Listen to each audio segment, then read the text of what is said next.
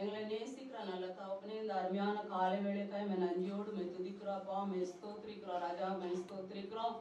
இந்த பரிசுத்த ஓய்வு நாளில் கர்த்தாவே நாங்கள் எல்லாரும் கூடி கர்த்தாவே உடைய பாதத்தண்டையில வந்திருக்கிறோம் சுவாமி. நீங்கள் எங்களை ஒவ்வொருத்தரையும் தொட்டு ஆசீர்வதிக்க வேண்டுமா உடைய பாதையை நாங்கள் செபிக்கிறோம் ஆண்டவரே. உடைய வார்த்தை ஜீவன் உள்ளது, உடைய வார்த்தை உயிர்ப்பிக்கிறது என்று சொல்லி வசனம் சொல்லியிருக்கிற ராஜா. அதற்காக உங்களுக்கு நன்றி ராஜா, நன்றி நன்றி நன்றி கர்த்தாவே.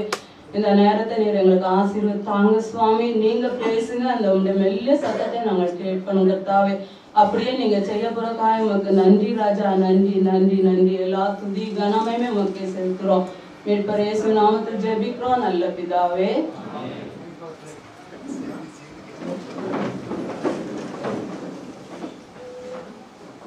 முதலாவது இந்த தருணத்தை தந்த என் தேவனுக்கு கோடான கோடி ஸ்தோத்திரம். அடுத்தபடியாக நம்ம போதவரையாக்காக நன்றி செலுத்துகிறேன். அதே போல நம்முடைய கேப்டன் பாண்டியராஜனுக்காகவும் நன்றி சொல்கிறேன். கமிட்டி மெம்பர்ஸ் ஒவ்வொருத்தருக்கும் நன்றி செலுத்துகிறேன். இங்க அமர்ந்திருக்கிற ஒவ்வொருத்தருக்கும் என் நல்வாழ்த்துக்களை நான் தெரிவித்துக் கொள்கிறேன். தேவன் உங்களை எல்லாரையும் ஆசீர்வதிப்பாராக.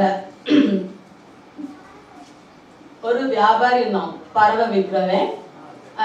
போயிட்டு இருக்கும்போது நிறைய பறவைகளை கூடுகளை போட்டு கொண்டு போயிட்டு இருந்தான். விதவிதமான பறவைகள் இருந்தது. அப்ப அதை ஒரு வாலிபன் பார்த்தான். பார்த்துட்டு அந்த வியாபாரியை கூப்பிட்டு சொன்னான், எனக்கு இந்த பறவைகள் வேணும் அப்படின்னு சொல்லி அவன்கிட்ட கிரயத்தை கொடுத்து வாங்கினான். வாங்கி கொஞ்ச நேரத்துல அந்த வியாபாரி போயிட்டான். இவன் என்ன செய்தான்னா அந்த கூடை திறந்து எல்லா பறவையையும் திறந்து விட்டுட்டான்.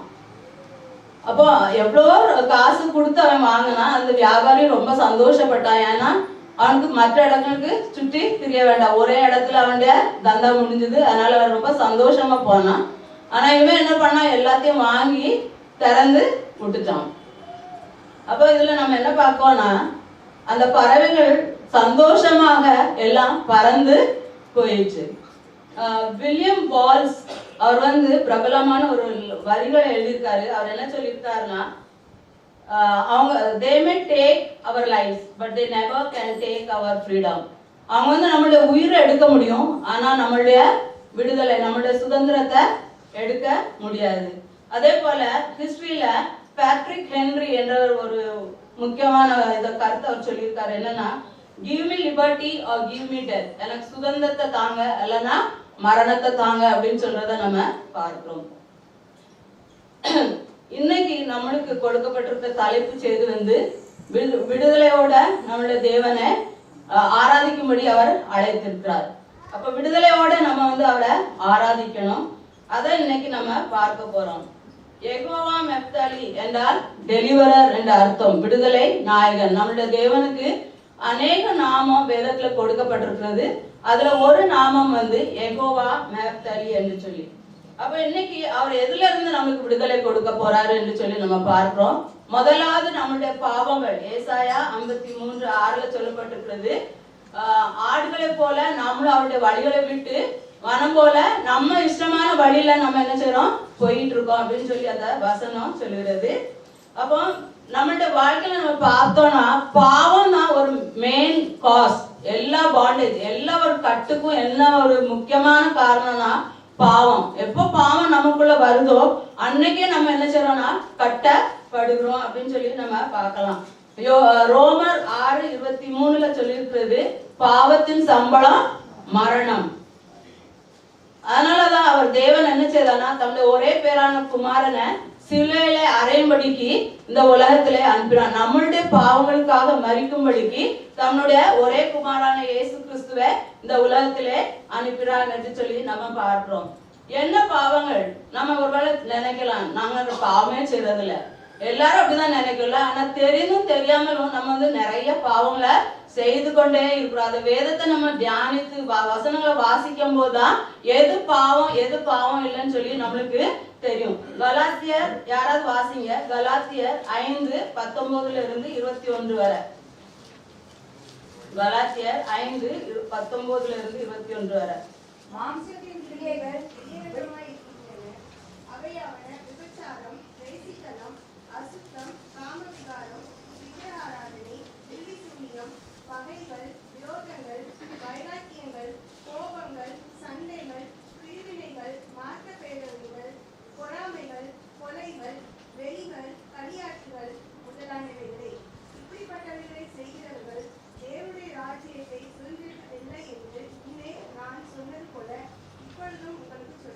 பகுதியில எவ்வளோ பாவங்கள் சொல்லப்பட்டிருக்குல்ல, நிறைய பாவங்கள்.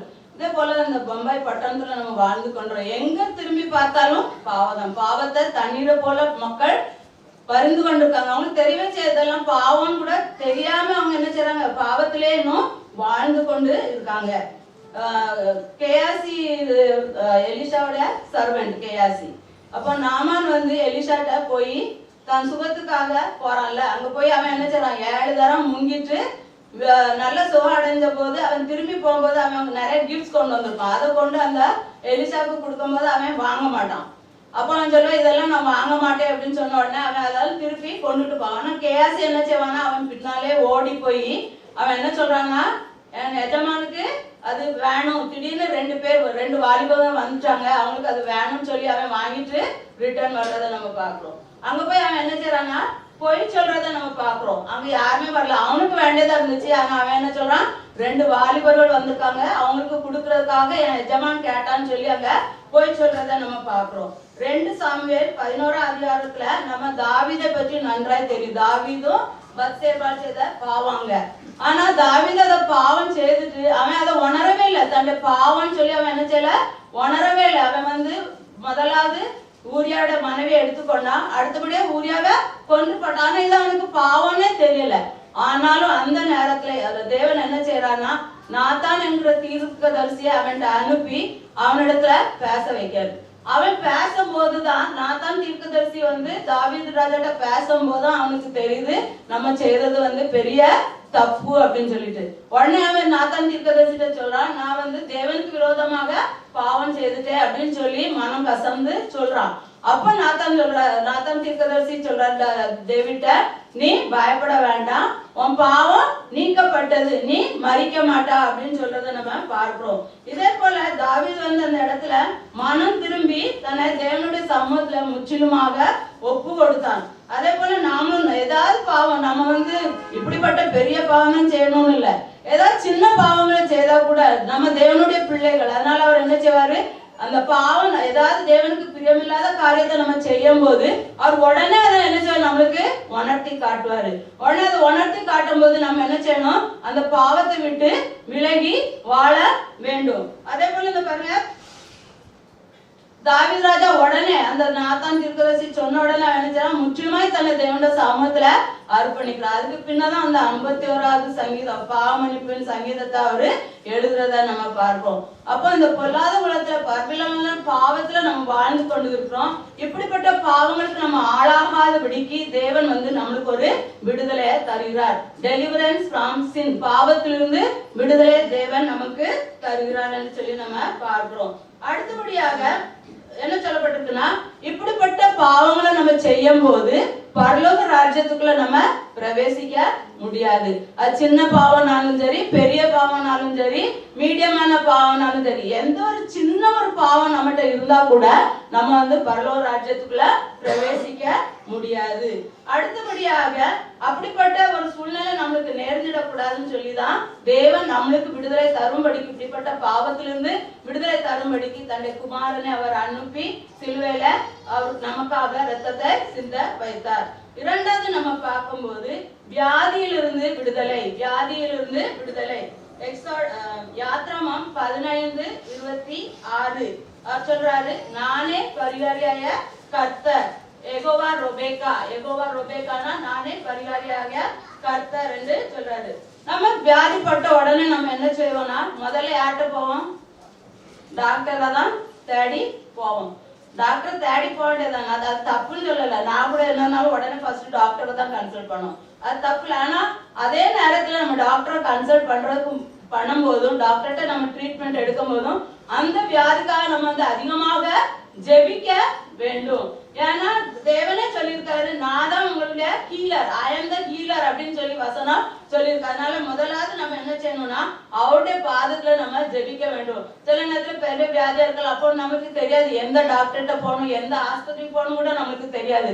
அந்த நேரத்துல நம்ம ஜெபித்து விட்டு கடந்து செல்லும் போது தேவன் அந்த இடத்துல நமக்கு என்ன செய்யறாரு, ஏற்ற டாக்டர்ஸ அவைலபிள் பண்ணி தராரு, ஏற்ற ட்ரீட்மெண்ட், கரெக்டான ட்ரீட்மெண்ட் அவர் என்ன செய்யறாரு அந்த டைம்ல நம்மளுக்கு தராரு. இந்த நாட்கள்ல நம்ம பாக்குறோம்ல, சும்மா டாக்டர்கிட்ட போனா உனக்கு இது அதுன்னு சொல்லி ஒண்ணுமே இருக்காது. ஆனாலும் அவன் பயம் காட்டி என்ன பண்ணிடுவாங்க, அட்மிட் பண்ணி ஒரு நல்ல பெரிய பில்ல போட்டு நம்மள வீட்டுக்கு அனுப்பிவிடுவாங்க. அப்படிப்பட்ட சூழ்நிலை நம்மளுக்கு வராதபடிக்கு நம்ம என்ன செய்யணும்னா, முதலாவது தேவனுடைய சமூகத்தை நாடும் போது அவர் எல்லா காரியத்தையும் நம்மளுக்காக நேர்த்தியாய் நடத்தி தருவாரு. நான் இது பெருமைக்காக சொல்லல. ஒரு என் பல்லு ரொம்ப வலிச்சிச்சு. அப்போ நான் டாக்டர்கிட்ட போனேன், இங்க டோம்பிலில தான் பிரைவேட் டாக்டர். அப்போ அவன் பார்த்துட்டு என்ன சொன்னான்னா, அந்த ரூட் கொஞ்சம் வெளியில வந்திருக்கு, அதனால ஃபர்ஸ்ட் அதை ஆப்ரேட் பண்ணணும், பண்ணிட்டு அந்த பல்ல எடுக்கணும் அப்படின்ட்டு. உடனே நான் வீட்டுல சொன்னேன், இவன் இப்படி சொல்றாரு, காசு நிறைய சொன்னான். அப்போ நான் சொன்னேன், அவன் இவ்வளவு காசு சொல்றான், அது கொடுத்தாலும் பரவாயில்ல, ஏன் இது ஜாவர வெட்டுவேன்னு வேற சொல்லியிருக்கானே, என்ன செய்ய அப்படின்ட்டு. உடனே நான் என்கிட்ட சொன்னேன், இவன்ட்ட போவாண்டப்பா, நாளைக்கு நம்ம கிங் ஜார்ஜ் ஹாஸ்பிட்டல் போ, அது டென்டல் ஹாஸ்பிட்டல், அங்க போவான் அப்படின்னு. காலையில எழுப்பி அங்க போயிட்டோம். ஆனா அவன் என்ன ஒண்ணுமே செய்யல, சும்மா மேல 2 தட்டு இப்படி தட்டுனா ஒரு ஊசி போட்டா கையில பிடிங்கி கொடுத்தான். அதுக்குன்னா நான் யோசித்தேன், ஐயோ இவன்ட்ட போயிருந்தானா பைசாவும் கொடுத்துருக்கணும், அதை போக என் ஜாவை வெட்டி வச்சுப்பா, 2 நாள் வாய ஆழ்ந்த பிளந்து வச்சிருந்துக்கணும். அப்ப பாருங்க, இப்ப உள்ள டாக்டர்ஸ் எப்படி இருக்காங்கன்னா, அவங்களுக்கு வேண்டியது மெயின் பணம் தான். அதனால நம்ம நம்மள்ட்ட தேவன் அவர் என்ன சொல்லியிருக்காரு, நானே பரிகாரிய கர்த்தர், ஐ அம் யுவர் ஹீலர். அதனால முதலாவது நம்ம அவரை நோக்கி பார்க்கும் போது அற்புத சுகத்தை அவர் என்ன செய்யறாரு, நம்மளுக்கு தருகிறார். அது மட்டுமல்ல, 1989ல கேஎம்ல நான் அட்மிட் ஆக்கப்பட்டேன். அப்போ எனக்கு வேசிகுலர் மோல்னு சொல்லிட்டாங்க, உனக்கு இனி பிள்ளையே இருக்கக்கூடாது, இருந்தா ரொம்ப லைஃபுக்கே ரிஸ்க் அப்படின்னு சொல்லி என்ன 10 நாள் வச்சு ட்ரீட்மெண்ட் கொடுத்து அனுப்பி விட்டாங்க வீட்டுக்கு. ஆனா நாங்களும் ரொம்ப துக்கமாயிட்டோம், இப்படி சொல்லிட்டாங்க டாக்டர்ஸ், என்ன செய்ய. அவங்க சொல்லிட்டாங்க, இனி நீ கன்சீவே ஆகக்கூடாது, you should adopt a baby, அந்த அளவுக்கு அவங்க சொல்லி அனுப்பிவிட்டாங்க. அப்ப நான் ரொம்ப ஜோமன ஏசப்பா இப்படி அவங்க சொல்லிட்டாங்களே, இப்படி ஒரு சூழ்நிலை வாழ்க்கையில அப்படின்னு சொல்லி. அப்போ ராத்திரி படுத்திருக்கும் போது எனக்கு தலைக்கடியில ஜீசஸ் கால்ஸ் புக்கு, பைபிள் எல்லாம் இருந்துச்சு அந்த ஹாஸ்பிட்டல்ல. அப்போ எனக்கு உள்ளான ஒரு மனசுல தோணுது, அதை எடுத்து வாசி அப்படின்னு. இப்போ வாசிக்கும் போது அதுல ஒரு வசனம் இருந்துச்சு, நான் உன்னை குணமாக்கி உன் சன்னதிய கடலோரத்து மணலை போல ஆகாயத்து நட்சத்திரம் போல பெருக பண்ணுவேன் அப்படின்னு சொல்லி. உடனே அந்த வசனத்தை நான் பிடித்து கொண்டேன். அந்த வசனத்தை சொல்லி நான் ஜோம் பண்ணிட்டே இருந்தேன். கடைசியில அந்த ட்ரீட்மெண்ட் எடுத்து 2 வருஷத்துக்கு கழிச்சு 1992ல அழகான ஒரு பெண் குழந்தை ஷேரன் தேவன் எங்களுக்கு கொடுத்தாரு. டாக்டர்ஸ் எல்லாம் முடியல, அவங்க சொல்லிட்டாங்க கண்டிப்பா நீ கன்சீவ் ஆகவே கூடாதுன்னு சொல்லி. பாருங்க, அவங்களுடைய ஹோப், நமக்கு தர ஹோப் அதுதான்.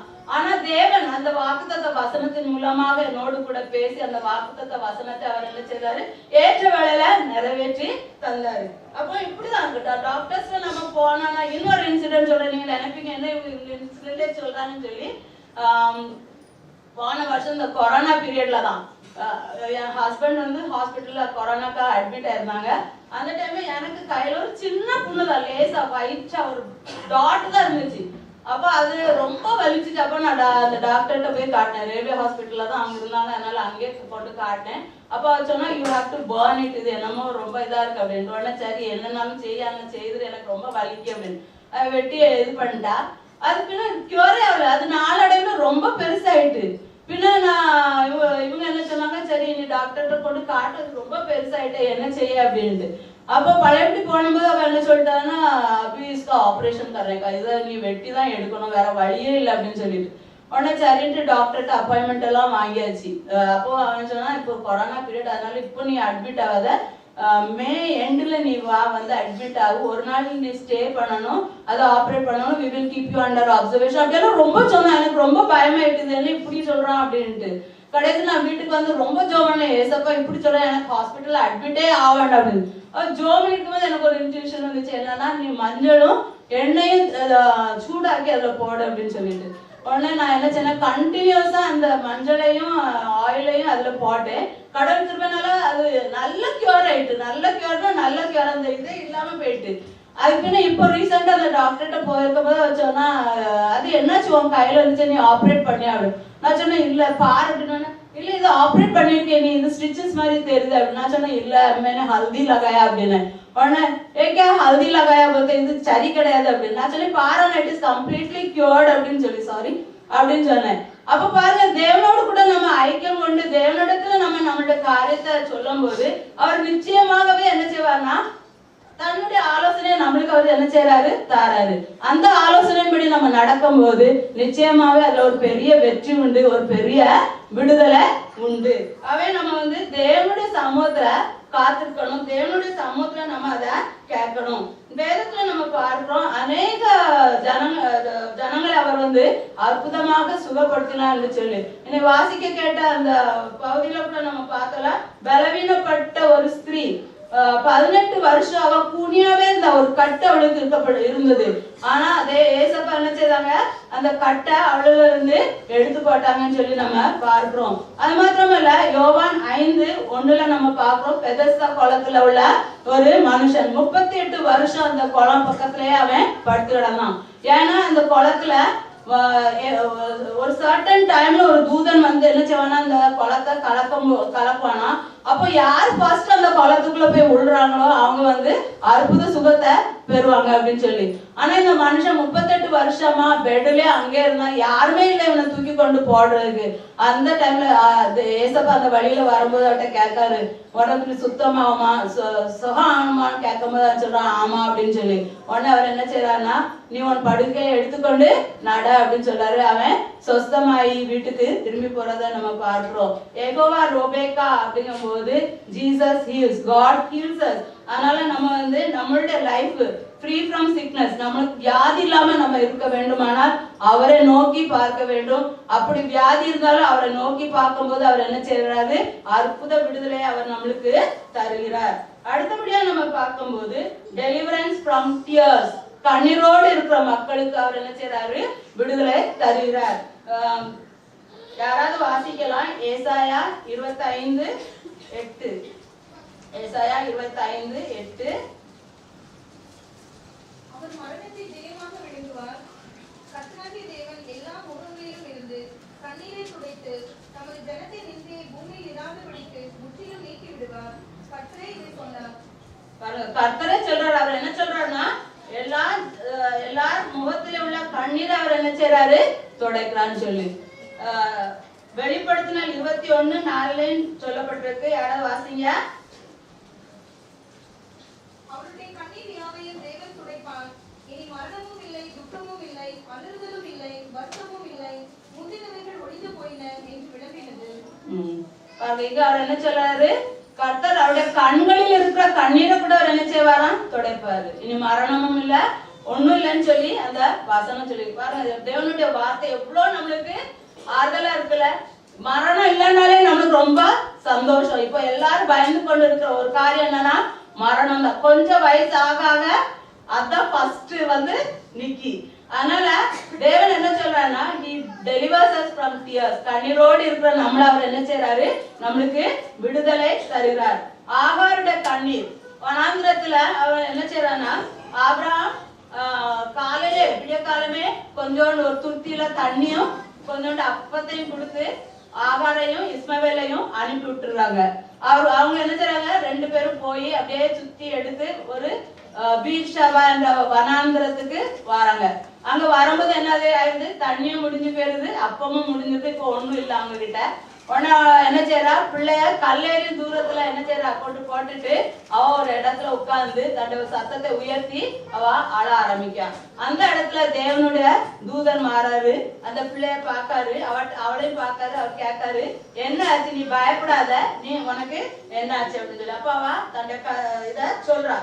அப்ப அவர் என்ன சொல்றா, நீ பயப்படாத, தேவன் உன் பிள்ளையோடு கூட இருக்கிறார். அவன் என்ன வேணா ஒரு பெரிய வில் வித்தை உள்ளவனாய் ஆவான் அப்படின்னு சொல்லி அங்க ஒரு ஆசீர்வாதம், ஒரு வாக்கு தத்தத்தை கொடுக்கிறத நம்ம பார்க்கிறோம்.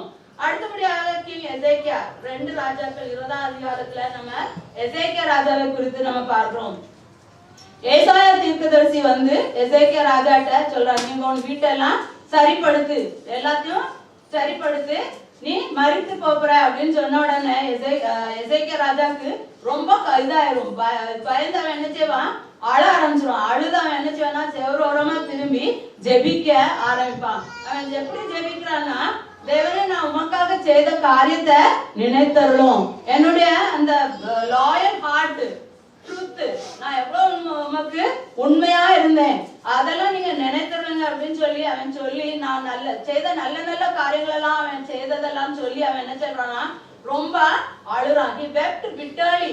அப்போ அதே கடவுள் என்ன செய்யறாருன்னா அவனுக்கு பழையபடி அதை ஏசாயா தீர்க்கதரிசி அனுப்பி சொல்லாரு, உன் விண்ணப்பத்தை கேட்டேன், உன் கண்ணீரை கண்டேன் அப்படின்னு சொல்லி அதோட நிப்பாட்டுல அவர் என்ன சொல்றாருன்னா உனக்கு நான் 15 வருஷத்தை கூட்டி கொடுக்கிறேன், ஐ வில் டெலிவர் யூ அப்படின்னு சொல்லி நான் உன்னை விடுதலை ஆக்குவேன் என்று சொல்லி அங்க அவருக்கு வாக்கு கொடுக்கிறத நம்ம பார்க்கிறோம். அதே போல அண்ணாளுடைய வாழ்க்கை நமக்கு நல்லா தெரியல. அண்ணாள் அவ எவ்வளவு வருஷங்கள் குழந்தை இல்லாம இருந்தா. எல்லா வருஷமும் அவங்க என்ன செய்வாங்கன்னா 2 சாமியார் 1ஆம் அதிகாரத்துல அதை பார்க்கிறோம்.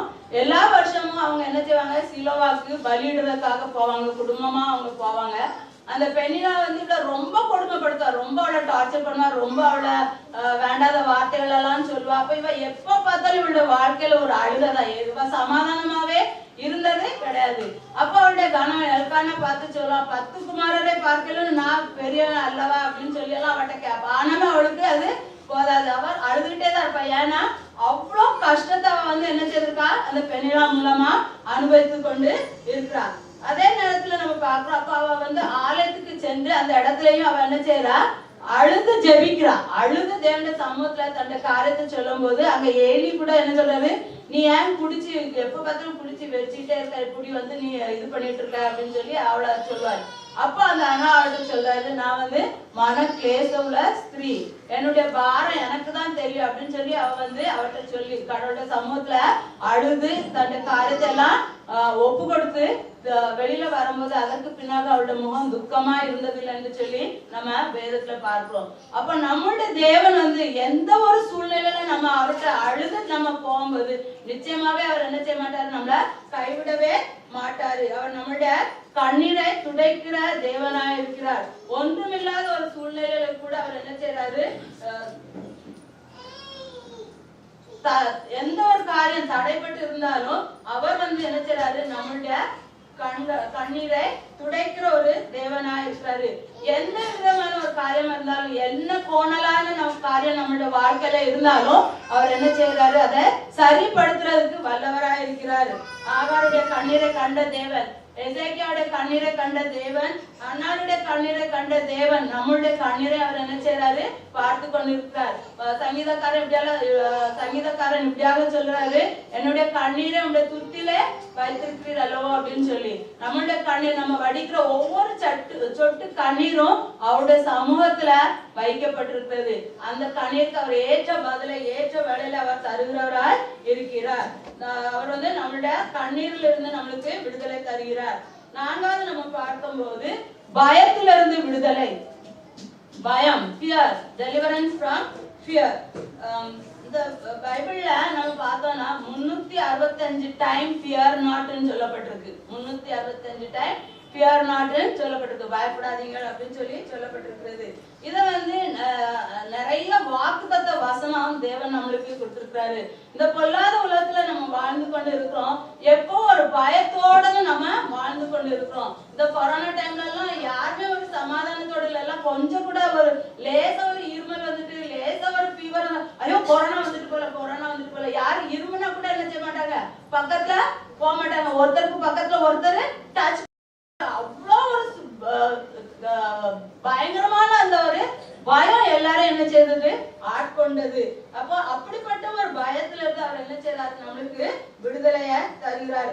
ஏசாயா 41:10 சொல்லப்பட்டிருக்கிறது, நீ பயப்படாத, நான் உன்னோடு கூட இருக்கிறேன். யோசுவா 1:9 சொல்லப்பட்டிருக்கிறது, நீ பயப்படாதே. ஏசாயா 41:13 சொல்லிருக்கு, நீ பயப்படாத, நான் உனக்கு துணை செய்வேன் அப்படின்னு சொல்லி நிறைய வாக்குத்தத்த வசனம் நம்ம வாசிட்டே போனோம்னா நிறைய வசனம் நம்மளுக்கு கொடுக்கப்பட்டிருக்கிறது. அதனால நம்ம பயப்பட வேண்டிய தேவையே இல்லை. ஆனாலும் என்ன செய்வோம், எப்பவும் ஒரு பயத்திலேயே தான் நம்ம என்ன செய்றோம், வாழ்ந்து கொண்டு இருக்கிறோம். இப்ப இந்த பயங்கள் எதுக்கெல்லாம் நம்ம பயப்படுறோம் அப்படின்னு சொல்லி பார்த்தோம்னா ஒரு 4 காரியங்களை நம்ம பார்ப்போம். முதல்ல மனுஷருக்காக நம்ம பயப்படுறோம். மனுஷரை பார்க்கும்போது நம்ம பயப்படுறோம். எதுக்கு பயப்படுறோம், மனுஷரை பார்க்கும்போது ஐயோ இவங்க என்னை பார்த்தா என்ன சொல்லுவாங்க, இவங்க எனக்கு என்ன செய்வாங்க அப்படின்னு சொல்ற ஒரு பயம். What others will think, about me, இல்லைன்னா அவங்க என்ன செய்வாங்க நம்மளுக்கு அப்படின்னு சொல்லுகிற ஒரு பயம் நமக்குள்ளே காணப்படுகிறது. மத்தேயு 10:24 அதிகாரத்துல நம்ம வாசிக்கும் போது அங்க பார்ப்போம், இயேசுவானவர் வந்து தந்த சீஷர்கிட்ட சொல்றாரு, நீங்க எந்த காரியத்துக்கு குறித்து என்ன செய்யுங்க, பயப்படாதீங்க. யாரும் நீங்க எந்த காரியத்துக்கு பயப்படாதீங்க, கவலைப்படாதீங்க. என்ன பேசணும், என்ன செய்யணுமோ நீங்க அதை செய்யுங்க. யார் உங்களை ராஜாக்களுக்கு முன்னால இழுத்து கொண்டு போனா கூட, நீங்க கொண்டு போனாலும், நியாயாதிபதிகளுக்கு முன்னால உங்களை இழுத்து கொண்டு போனாலும், நீங்க என்ன பேசணும்னு நினைக்கிறீங்களோ அதை மட்டும் நீங்க என்ன செய்யுங்க, பேசுங்க. அப்ப தேவன் நமக்கு இந்த இதுல என்ன உணர்த்தினார்னா, நம்ம வந்து மனுஷரை பார்த்து பயப்படவே கூடாது. நமக்கு என்ன செய்யணுமோ அதை நம்ம என்ன செய்யணும், செய்யணும். இந்த நாட்கள்ல நான் பார்க்கிறேன், வாலிப பிள்ளைகள் எல்லாம் ரொம்ப தைரியசாலி. யார் என்ன சொன்னாலும் they are not bothered about the society, they are not bothered about the elders. இவங்க என்ன சொல்லுவாங்க, அவங்க என்ன சொல்லுவாங்க. ஆனா பெற்றோராகிய நம்ம வந்து ரொம்ப அப்படி கான்சியஸா இருக்கும். ஐயோ நம்ம பிள்ளை இப்படி ட்ரெஸ் பண்ணிட்டு அவங்க என்ன சொல்லுவாங்க, நம்ம பிள்ளை இப்படி பேசிட்டா இவங்க என்ன சொல்லுவாங்க அப்படின்னு சொல்லி நம்ம தான் ரொம்ப கான்சியஸா இருக்கோமே ஒழிய, ஆனா நம்மளுடைய பிள்ளைகள் அப்படி இல்ல. வெரி குட், அப்படிதான் இருக்கணும். அவங்க வந்து அவங்களுக்காக வாழணும், மனுஷருக்காக அவங்க வாழக்கூடாது. அதனால ஆனா வாழணும் நேர்த்தியான பாதையில, கரெக்டான பாதையில போகும்போது யாரும் என்ன செய்ய முடியாது, ஒன்னும் சொல்ல முடியாது நம்மள. அதனால நம்ம வந்து தைரியமாக என்ன பேச வேண்டும், மனுஷருக்கு பயப்படாம. யாரு பயப்படணும், கடவுளுக்கு மாத்திரமே நம்ம பயப்படணும். Man can do nothing to us, but we have to fear the Lord who takes our lives, our soul is in his hand. அதனால நம்ம வந்து அவருக்கு மாத்திரமா பயப்படணும். அடுத்தபடியாக நீதிமொழிகள் 29:25 வாசிங்க.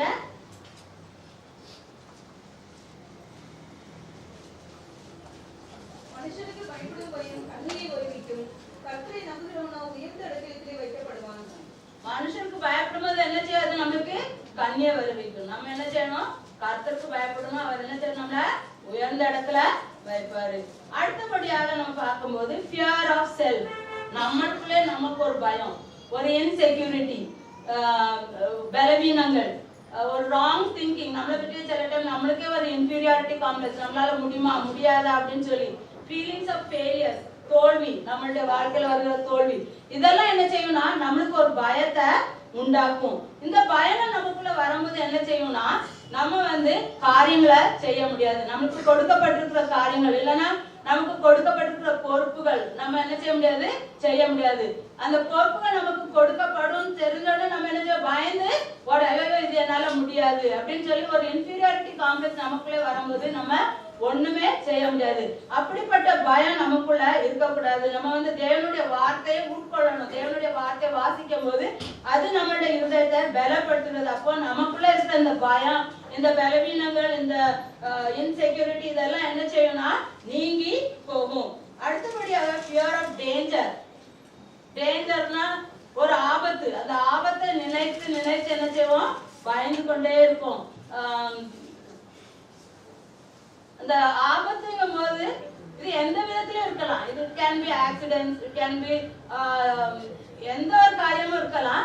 நம்ம சில நேரங்கள்ல நியூஸ் பார்க்கல, நியூஸ், பின்ன வாட்ஸ்அப் மெசேஜஸ், நியூஸ் பேப்பர், இதெல்லாம் என்ன செய்யும்னா இந்த பேட் சில இன்சிடென்ட்ஸ் பேப்பர்ல வாசிக்கும் போது, அன்டுடு இன்சிடென்ட்ஸ் நம்ம வாசிக்கும் போது அது நம்மளுடைய இருதயத்தின் ஆழத்துல பதிந்து கொண்டு வருது.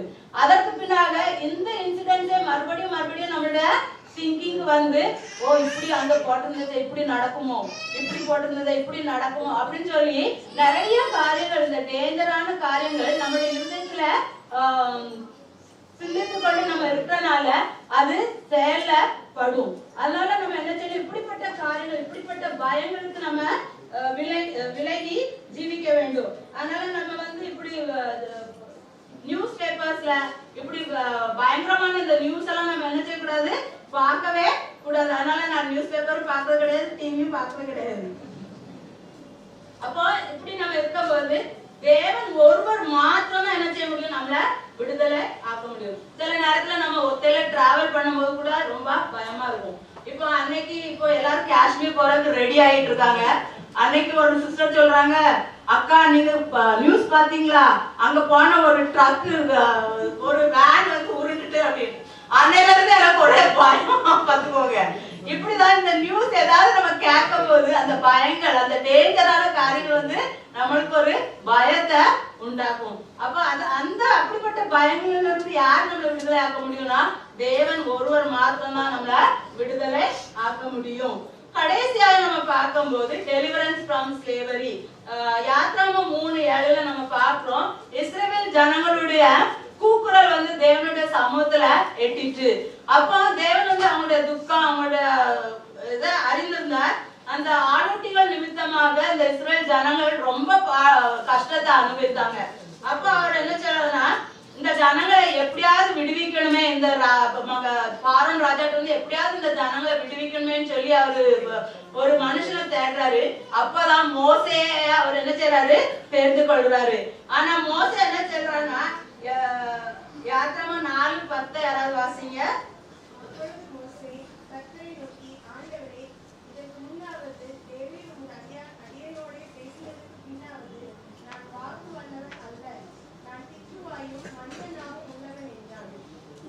அது சொல்ல, நான் முந்தி இருக்கு பேசினேன் எதுவும் கிடையாது, நான் திக்குவாயன், நான் மந்தவாயி, அதனால எனக்கு ஒண்ணுமே முடியாது, என்ன நீங்க தயவு செய்து விட்டுருங்க, என்னால இந்த ஜனங்களை வழி நடத்த முடியாது அப்படின்னு சொல்லி அவர் என்ன எக்ஸ்கியூஸ் கொடுத்தாலும் தேவன் அந்த இடத்துல அவரோட பேச்ச கேட்கல.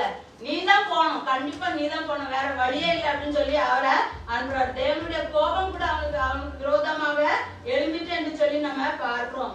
அதற்கு பின்னாக மோசே இவ்வளவு சொன்னனால அவர் என்ன செய்யறாரு, ஆரோனை அவனோடு கூட அனுப்புறத நம்ம பார்க்கிறோம். 2 பேரும் சேர்ந்து இஸ்ரவேல் ஜனங்களை அந்த வனாந்திரத்துல வழி நடத்தி வர்றத நம்ம பார்க்கிறோம். அதே போலதான் தேவன் வந்து நம்மளுக்கு கொடுத்திருக்கிற பொறுப்புல நம்ம வந்து ஓடி போக கூடாது. அவர் நம்மளை அழைக்கும் போது அந்த காரியத்தை நம்ம செய்யணும். அவர் எவ்வளவுதான் நம்ம எவ்வளவுதான் மாட்டேன் மாட்டேன் மாட்டேன்னு சொன்னா கூட, நேற்று கூட நான் தாய்மார் கூட்டத்துல அதான் சொன்னேன், அவர் அழைத்தவர் உண்மை உள்ளவர். அவர் எந்த காரியத்துக்காக நம்மளை அழைத்திருக்காரோ அந்த காரியத்தை அவர் எப்படியாவது என்ன செய்வார், நம் மூலமா அதை செய்ய வைப்பார். அதனால நம்ம ஓடவே கூடாது. இந்த நாட்கள நம்ம பார்க்கிறோம், வேலை நிமித்தமா அநேக ஸ்ட்ரெஸ், பிரஷர், ஃப்ரஸ்ட்ரேஷன்ஸ், டிப்ரெஷன்ஸ், சரியான வியாபாரம் கிடையாது, இன்கம் கிடையாது, ஃபைனான்சியலி எல்லாம் டவுனு, இப்படிப்பட்ட ஒரு சூழ்நிலையில எல்லாரும் ஒரு அடிமைத்தனத்துக்குள்ள இருக்கிற மாதிரி நம்ம இருக்கிறோம், ஒரு கட்டுக்குள்ள நம்ம இருக்கிறோம். அவே இந்த நாள்ல தேவன் சொல்றாரு, இப்படிப்பட்ட ஒரு சூழ்நிலையில நம்ம இருக்கும் போது தேவன் நம்மளுக்கு விடுதலை தர வல்லவராக இருக்கிறார்.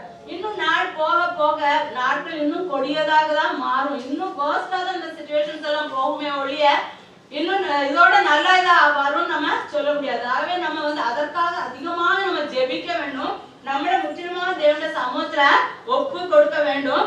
தேவன் வந்து இப்படிப்பட்ட சூழ்நிலையில இருந்து அவர் நம்மளை விடுவிக்க வல்லவராக இருக்கிறார். அதனால நம்ம வந்து நம்மள தேவனுடைய சமூகத்துல அர்ப்பணிப்போம், தேவனுடைய சமூகத்துல நம்ம ஒப்பு கொடுப்போம். தேவன் நம்மளை அழைத்திருக்கிறார், அவர் விடுதலையோடு வாழும்படிக்கு அவர் நம்மளை அழைத்திருக்கிறார். அதனால அந்த விடுதலையோட நம்ம வாழுவோம்.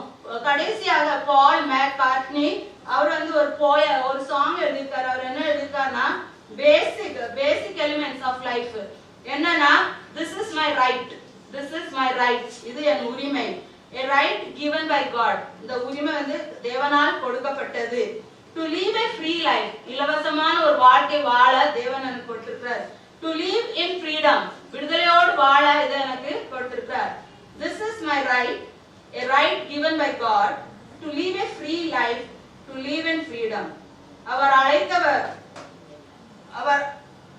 அழைத்த அழைப்பை ஏற்றுக்கொண்டு நாம் எல்லாரும் விடுதலையோடு வாழ தேவன் நம்மளுக்கு உதவி செய்வாராக. எல்லாரும் கற்பனை கூடி ஜெபிப்போம். எங்களை நேசிக்கிற நல்ல தாப்பனே, இந்த நல்ல வேலைக்காய் நன்றியோடு மெத்துதிக்கிறப்பா, மெஸ்தோத்திரிக்கிறோம் ராஜா, மெஸ்தோத்திரிக்கிறோம் அப்பா. நீர் வல்லவர், பெரியவர், கிருபையுள்ளவர், இரக்கமுள்ளவர், அற்புதங்களை அதிசயங்களும் செய்த தேவனப்பா. நீர் எங்கள்கிட்ட விடுதலை நாயகனாண்டவர், இவ்வாறு அவர் டெலிவரப்பா. நீங்க தான் எங்களுக்கு எல்லா விதமான காரியங்களிலிருந்தும் எங்களோட பாவத்திலிருந்து எங்களுக்கு விடுதலை தாங்க சுவாமி. ஆண்டவரே, எங்களோட கண்ணீரிலிருந்து விடுதலை தாங்க. ஸ்லேவரிலிருந்து விடுதலை தாங்க ஏசப்பா. ஸ்தோத்திரம் ஏசப்பா. இன்னும் அநேக காரியத்தை நாங்க தியானித்தோம் ஏசப்பா. நீங்க எங்களை ஆசீர்வதிங்க. இந்த காரியங்கள் எல்லாம் எங்களுடைய வாழ்க்கையில வாக்கிய பண்ணி தாங்க ஏசப்பா. நாங்க உண்மையை நம்பி உண்மையை பற்றி கர்த்தாவே உண்மையை சார்ந்திருக்க நீங்க எங்களுக்கு உதவி செய்ய வேண்டுமாய் ஜெபிக்கிறோம் கர்த்தாவே. இந்த வேளையில எங்களை தாழ்த்தி இந்த கரத்துல ஒப்பு கொடுக்கிறோம். பெரிய காரியங்களை நீங்க செய்யுங்க. உங்க நாமத்தை மாத்திரமே மகிமைப்படுத்துங்க. எல்லா துதி கன மகிமை உமக்கே செலுத்துறோம். மீட்பர் இயேசு நாமத்தில் ஜெபிக்கிறோம் நல்ல பிதாவே. ஒரே ஒரு சின்ன சாட்சி மட்டும் சொல்றேன்.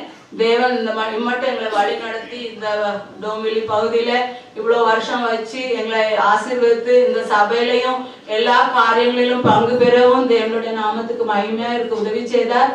இந்த 13ஆம் தேதி நாங்க இந்த மும்பை பட்டணத்தை விட்டுட்டு ஊருக்கு செல்றோம். நீங்க எல்லாரும் எங்களை உங்களுடைய ஜெபத்துல நினைத்து கொள்ளுங்க.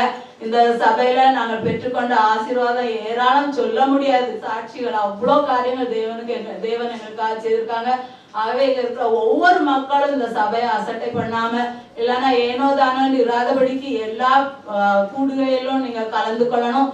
விசேஷமாய் தாய்மாருக்கு நான் சொல்றது, நம்மளுடைய குடும்பம் தாய்மாராலதான் கெட்டப்படுகிறது. ஏன்னா நமக்கு தான் ரொம்ப நேரம் இருக்கு. அதனால நம்ம ஆலயத்துக்கு கிடைக்கிற நேரம் எல்லாம் இந்த ஆலயத்துல நடக்கிற தாய்மார் கூட்டம் உபவாச கூட்டம் எல்லாத்துலயும் கலந்து கொண்டு நம்ம அந்த ஆசீர்வாதத்தை பெற்றுக்கொள்ளணும். தேவன் தாமே இந்த சிறு சாட்சியை ஆசீர்வதிப்பாராங்க. ஆமென்.